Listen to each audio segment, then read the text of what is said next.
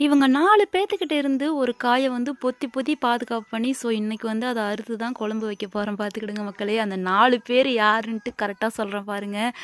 பெரிச்சாளி 1, அதுக்கப்புறமேட்டு பார்த்தீங்கன்னா, நம்ம கோழிங்க, அதுக்கப்புறம் ஆடுங்க, மாடுங்க இவங்க 4 பேத்துட்ட இருந்து ஒரு காய வந்து பொத்தி பொத்தி பாதுகாப்பு பண்ணி வச்சிருந்தேன்.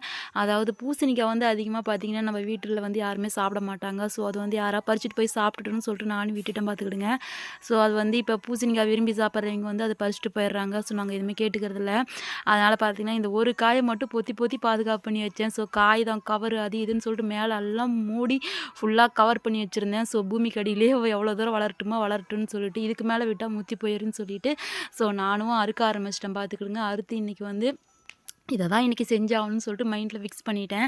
ஆனா, இதில ஒரு விஷயம் பார்த்தீங்கன்னா, இந்த காய் வந்து ஆகவே ஆகாது. எங்க வீட்ல வந்து சாப்பிடுறதுக்கு வந்து அவங்களுக்கு, "நீ சாப்பிட்டா சாப்பிடு, சாப்பிடாட்டி போ" அப்படின்னு சொல்லிட்டு நானும் எத்தன நாளைக்கு தான் மக்களே இந்த பிரியாணி சோறுங்க, அதுக்கப்புறமேட்டு பார்த்தீங்கன்னா, இந்த பருப்பு ஊறுகாய், அந்த பருப்பு குழம்பு இத விட அதிகமா எதுவுமே சாப்பிடவே மாட்டேங்கிறாங்க. இந்த டைம் வந்து நான் செய்ய தான் போறேன். பிடிச்சா சாப்பிடு, பிடிக்கலனா போ அப்படின்னு சொல்லிட்டு நானும் செய்ய ஆரம்பிச்சுட்டேன் பார்த்துக்கிடுங்க.